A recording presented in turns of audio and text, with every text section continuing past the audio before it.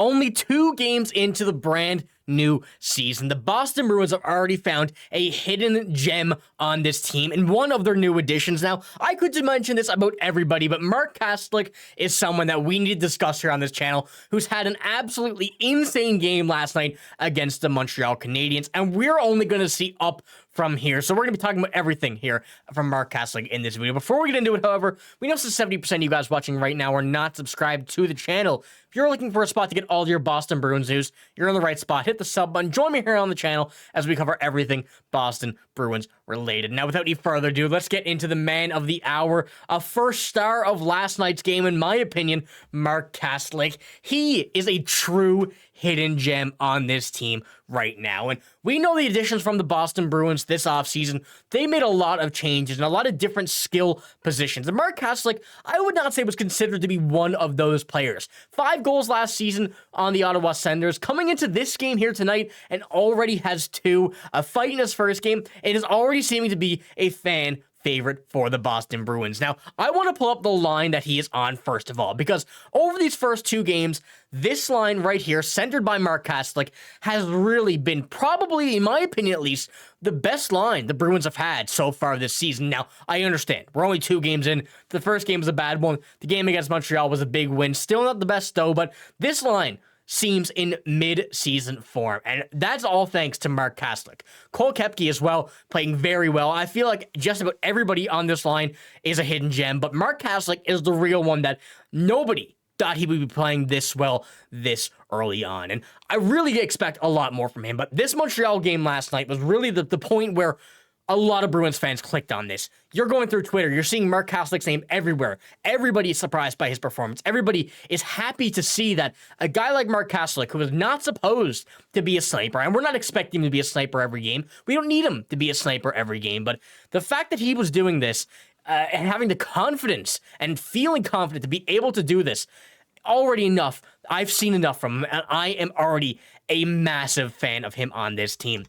As you see here from last night, as I mentioned, 2 goals from Mark Kastelic, along with a goal and 2 assists from Cole Koepke on that same line. And, of course, the new addition as well, a goal and 2 assists from Elias Lindholm. But Mark Kastelic and Cole Koepke, 2 of those guys, realistically, should not be on this list. And I mentioned that in last night's video as well, in the post-game reaction. But this list should not contain Cole Koepke and Mark Kastelic, if I'm going to be completely honest. Now, of course, very, very happy that it is, but from what we've seen, from everything that we're looking at, this fourth line was not supposed to be a line that we're supposed to highlight on. This line was supposed to go up there, get the energy, bring the energy up for those guys there, especially for that first line, the new line with Zacha, Lindholm, Pastrnak. Those guys were supposed to be the highlights of this team, and they will continue to be, and they will especially take a step up once the season gets underway.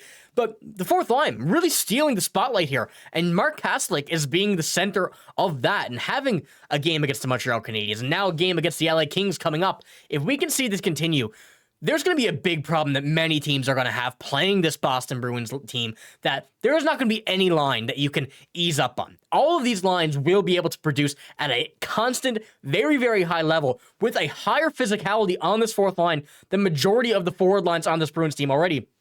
And I'm willing to say majority of the teams in the NHL. And having the openness to do this will be a massive key to the Bruins' success this season. Now, moving on to our next screenshot, another one here that we got Mark Kastelic for. We knew that he was going to be the defensive centerman in addition to Elias Lindholm, but Michael Sullivan tweeted this last night, and I actually didn't realize it was this good until I seen this screenshot. Kastelic was 83.3% tonight on the dot and only lost 1 face-off. Also incredible, he was able to be effective in just under 11 minutes time on ice. Now, you would see these numbers coming from a guy averaging 20 minutes time on ice, 15 to 17, 19, 20 plus, wherever, the first 2 lines. A guy, Mark Kastelic, 11 minutes time on ice, getting 2 goals, 83.3 on the face-off dot. We're seeing something special here, folks, and I know what you guys are going to say. Still only the first 2 games. We still have a lot of time left to go. We still have a lot of season left to go. We absolutely do, but Mark Kastelic, the guys on the fourth line, as well as him, are going to be taking this road the entire season. They're not going to be going out there playing 20 minutes a game. That's not going to happen unless the Bruins are in the dire straits of injuries. That's the bottom line. We're going to see this line consistently go out there, hard 40 seconds, get back in, go again. And they're just going to be doing that all season. And if they can do this production style that we've seen against the Montreal Canadiens, and hopefully see against the LA Kings and more games to come, as I mentioned, going to be a very, very dangerous line, and many teams are going to be scared, going to be studying the Boston Bruins for how to build a bottom line like this, how to build a bottom six, and Mark Kastelic, I would even say, has the chance of moving up in the lineup to a third line if the season does progress in a very, very positive way. We know Matt Poitras is coming back as well.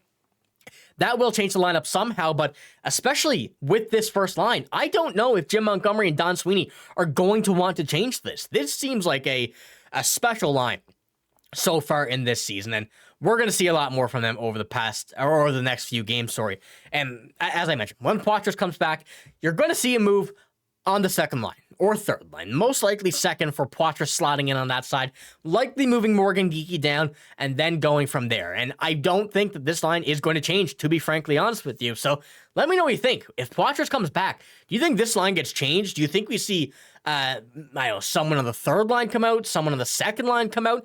What do you think happens? Because this line cannot change right now. But especially looking at last night's game as well, when we're looking at the whole statistics, the in-depth analysis of things, Mark Kastelic still dominated that category as well. Looking at last night, Cole Koepke and Mark Kastelic both on the top of this list. And as you can see, not a negative to be in sight for either of those guys. And not just those two, the entire fourth line, Johnny Beecher, Mark Kastelic, and Cole Koepke, all very, very positive in this. And keep in mind, still only just about 11 minutes for all the three of them on ice each. So if this can continue, if the Bruins are in this situation going into the season, you're seeing a consistent production from this bottom line. The Bruins are going to be somewhere that the league has never seen before. This is going to be one of the deepest teams in the NHL if this does continue. And of course, Tyler Johnson's still here. Matt Poitras is not even in the lineup.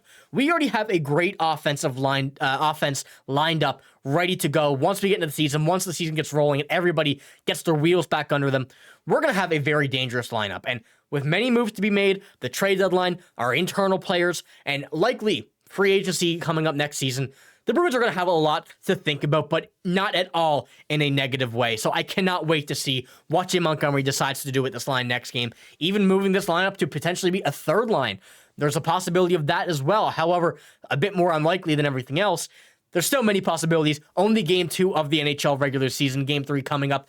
I can't remember the date, but very, very soon against the LA Kings. Then we go back and play the Florida Panthers once again. And this is going to be a proving game for this line once again. So if you did enjoy this video and you want to see more from Mark Kastelic, make sure to hit the sub button. Join me here on the channel covering everything Boston Bruins related. But if you did enjoy the video, give it a like, hit the sub button as well as hit the bell notification button so you do not miss any uploads or streams regarding the Boston Bruins. But that's all I got in this video. If you did enjoy, give it a like, hit the sub button. I'm signing out. Thank you for watching. Hope you have a great day. See you later.